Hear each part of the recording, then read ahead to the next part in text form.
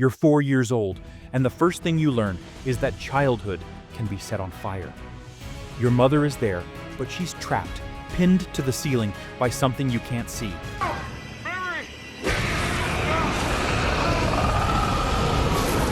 And you're too small to understand evil, only that your throat tightens like it's trying to swallow a scream. Your dad storms in, scoops up your baby brother, and jams him into your arms. He doesn't ask if you can hold him. He just trusts you to become a lifeboat. Your brother is warm and heavy, and you clutch him like dropping him would end the world. Take your brother outside as fast as you can. Don't look back. Now, Dean, go! You stumble outside barefoot. Wet grass, cold air, sirens that arrive after the story is already ruined. Behind you, the house collapses into flame, and you watch your mother die without even being allowed to say goodbye. By sunrise, you're not a kid.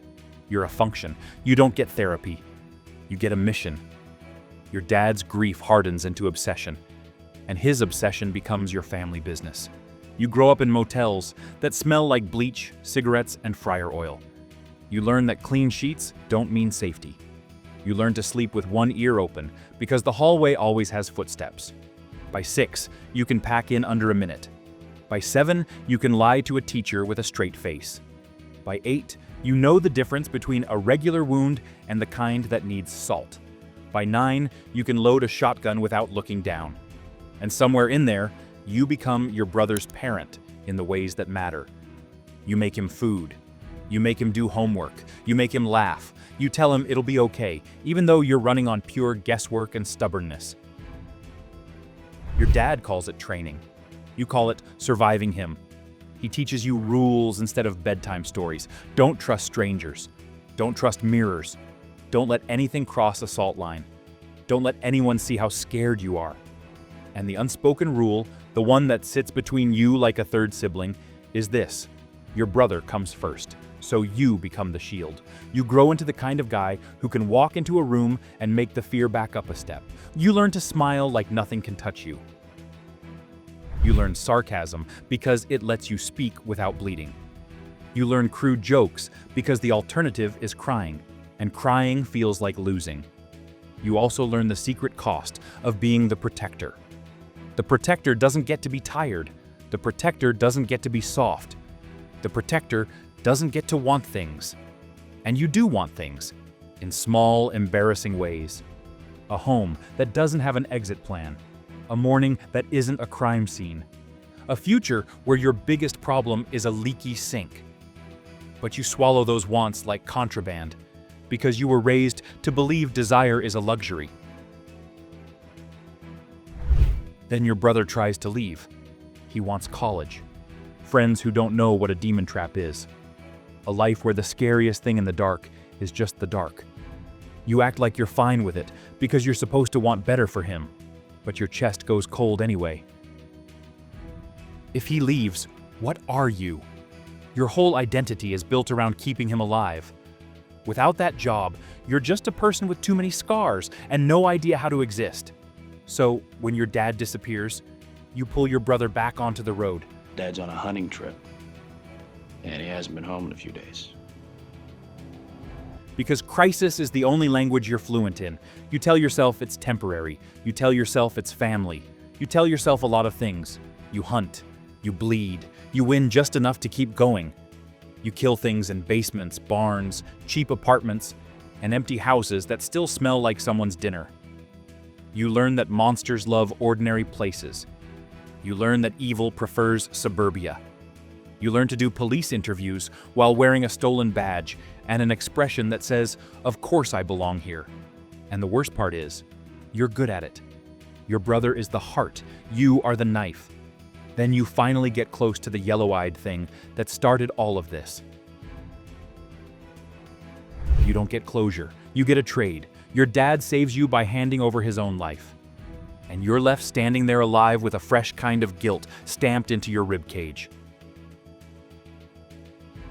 You can taste it, metallic and constant, like you've been licking a battery. You keep hunting because stopping would mean feeling. Then your brother dies, not almost. Not maybe. Dead. So you do what you always do. You sacrifice yourself like it's reflex. You make a deal with a crossroads voice, and suddenly you're living on a 1-year timer. Every case becomes a countdown. Every beer becomes a little funeral. Every joke has teeth in it, because you can hear hell waiting. When the year ends, hell comes for you like a hook in the spine. You fall, you scream, you break. And the first surprise is that you still feel everything. Time bends in there. Months on Earth become decades in you. Pain becomes normal. Hope becomes a cruel prank. At first, you refuse to give in. You keep a stubborn little flame alive out of pure spite. Then the years pass. Then they pass again. Then one day, you say yes. And the worst part isn't that you break. The worst part is that you learn you can become the thing you hate. They put you on the other side of the table. They hand you the tools. They tell you it's your turn. You torture souls to make the pain stop. And later, you admit the part that makes you sickest. You didn't just do it. You enjoyed it. God help me, I got right off it. And I started ripping them apart. An angel drags you out, and you wake up breathing. But you're not clean. You have nightmares that taste like rust. You drink because silence is loud. You joke because if you stop joking, you might start screaming. You carry a burn mark where divine fingers yanked you out, like a brand that says, returned. There's no recovery period. The apocalypse is already revving. Angels show up like bureaucrats with blades. Prophecies get stapled to your forehead. You find out you're a destined vessel, a biological container for a war you never volunteered for. You refuse, because refusing is your one remaining freedom.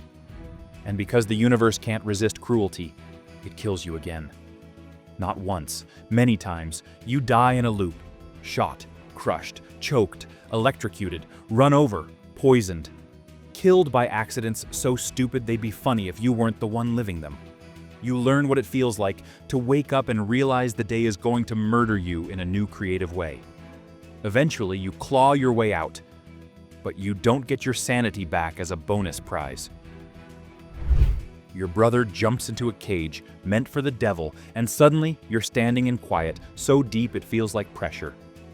You promised you'd live, so you try. You go to a woman you once loved, a small house, a kid who looks at you like you might be safe. You mow lawns, you fix sinks, you sit at a dinner table and pretend you understand normal family noise. For a while, it almost works. Then monsters find you through the scent of your life. The kid gets threatened. The woman gets hurt. You realize the most dangerous thing you can do is stay. So you choose mercy that feels like self-erasure. You ask an angel to wipe their memories, and you watch a family you chose forget you existed.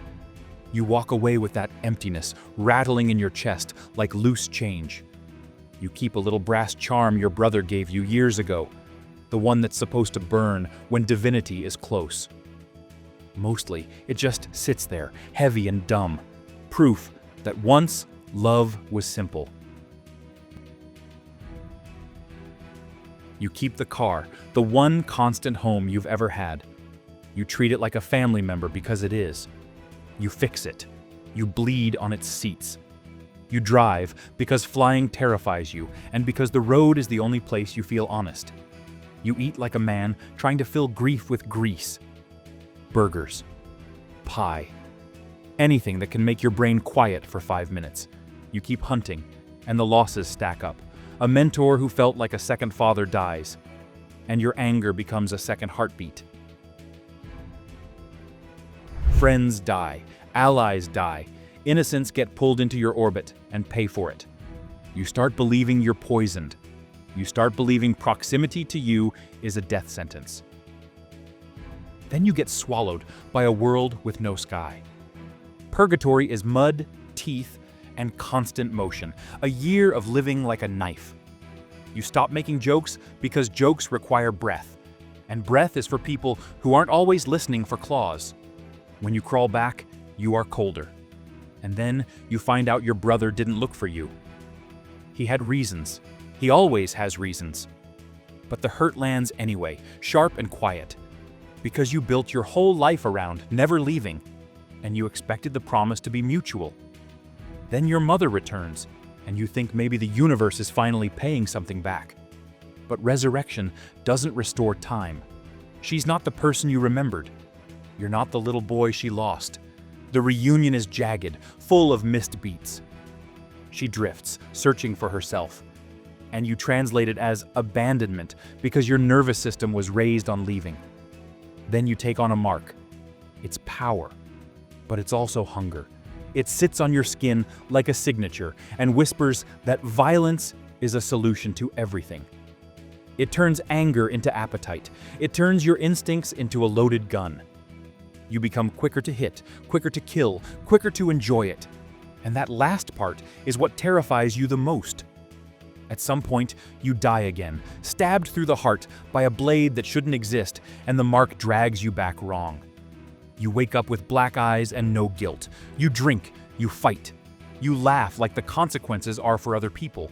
You call your beloved car just a car because sentiment is a human problem, and you are not human in the ways that matter anymore. You nearly hurt your brother because you can, and the horror of that sits in him like a scar. He cures you, dragging you back with blood and ritual, and you return to yourself, carrying memories you can't defend. The mark gets removed, and the price is that something ancient and vast slips into the world. Now the scale changes again. Demons feel small. Monsters feel like side quests. You're dealing with cosmic family drama that could erase reality, and somehow you're still expected to do laundry in between. You meet God. That should be comforting. It isn't. He feels less like a father and more like an author. You realize your suffering has been treated like a plot. Your losses are like twists. Your pain is like entertainment. That knowledge doesn't just hurt. It rewrites you. It makes you wonder if you ever chose anything, or if you were just nudged into tragedies for the sake of a better episode. See, that's not who I am. That's not who we are. You get angry. Angry enough to consider burning everything down just to end the story. You scare yourself with how far you'll go. Then you pull back, because you've spent your whole life hunting monsters, and you refuse to become one just to win. Then, an alternate archangel shows up with a deal, and you do the most you can imagine. You say yes, but only with conditions, because even when you're cornered, you still negotiate. You let a cosmic weapon sit inside your skin, and for a brief moment, you're powerful enough to kill an archangel. The victory lasts about as long as your next inhale, because the angel doesn't leave cleanly. He takes the wheel. Days go by. You watch yourself from the inside, like a man trapped behind glass, while your body wears different choices, hurts people you die to protect. The point is simple. Even your own skin is not always yours. You fight back. You trap him inside you. You hold him there with sheer will, and you discover you can turn your mind into a cage, which is impressive in the saddest way possible. Eventually, the cosmic author is stripped of power. The universe gets rewritten. The rules loosen. Heaven stops being a private prison and becomes an open road. For the first time, there is no prophecy pulling your strings. So of course you die on a normal hunt. Vampires, a barn, a shove, a piece of rebar in the wrong place. You hit it hard and feel the world turn cold. No grand sacrifice, just bad geometry and blood. You lie there and do what you've always done. You take care of your brother. You tell him it's okay. You tell him to keep living. If I see him.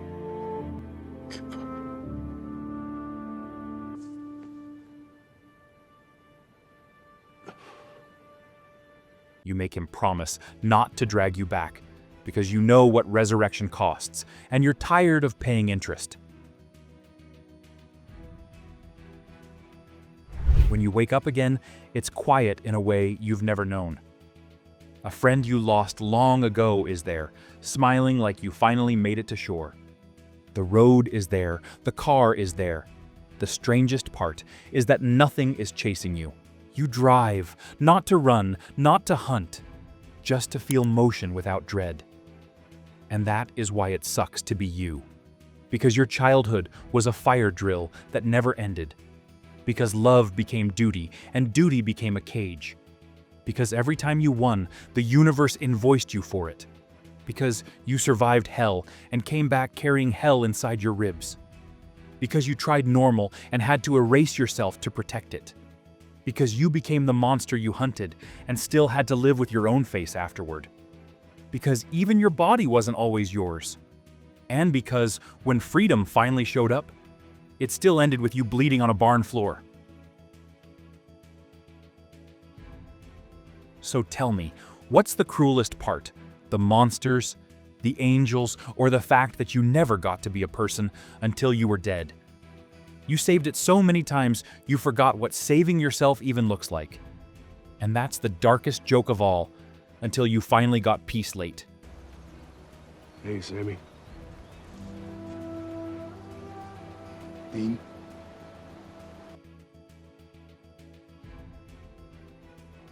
And some heroes are the price the world keeps charging.